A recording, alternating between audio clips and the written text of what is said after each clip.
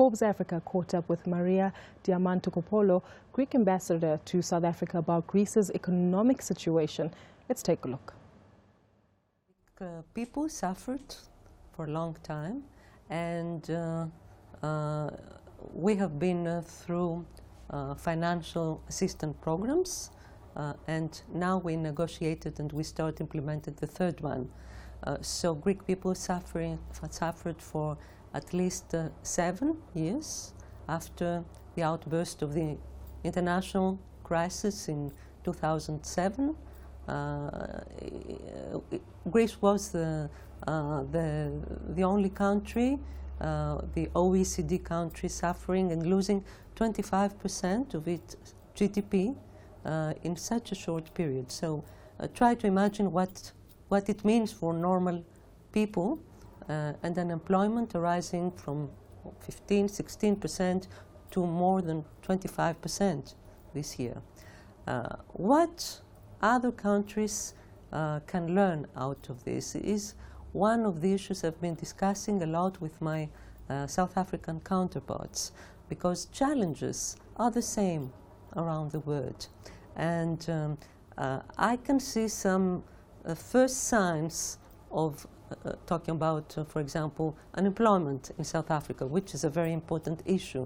And I always tell them, to my South African friends and the officials, please try to learn from what in Europe we suffered, because this is a European issue, and please try to change some things in your economy, in the way this economy develops, while it's still time, because still it's early for this is still a developing continent, a developing country, but you can learn very valuable lessons out of this European experience. But on the other hand, talking about South Africa, we must bear in mind that the Greek and Cypriot, the Hellenic community here is a very powerful sector, a very powerful community, both for Greece and South Africa, which, just to give you an example, for South African economy represents more than 11% of your GDP. Active people who are very well integrated in South Africa, but still keeping their strong ties with their mother country, Greece. So they have this dual existence, personality, being Greek and South African, and they call themselves South African Greeks or Greek South Africans. But this is just to mention one example of how South Africa, developing more its economic and financial relationship with Greece, would be more present and assist in this new endeavor of my country to surpass this crisis.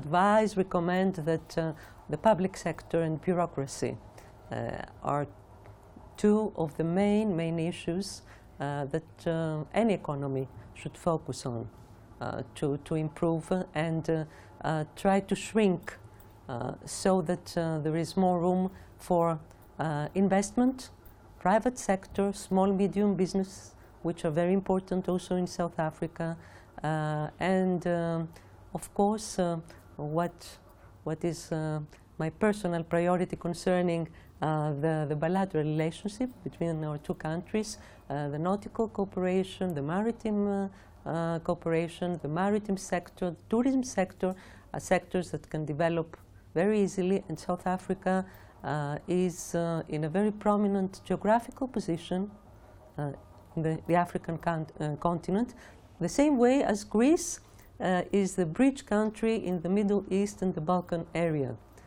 And that's why these two sectors, tourism and maritime cooperation, are the top priorities in our bilateral relationship too. We felt it from the first moment.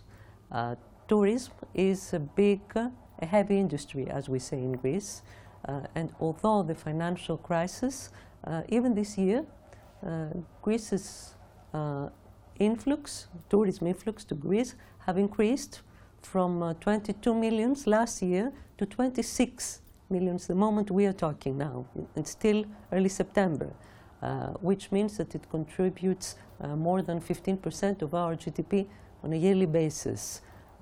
In the same time, during these 2 years of my staying in South Africa, together with working as an embassy and our consulates, General Consulate in Johannesburg and Consulate in Cape Town, we managed to increase the tourism flows from South Africa to Greece.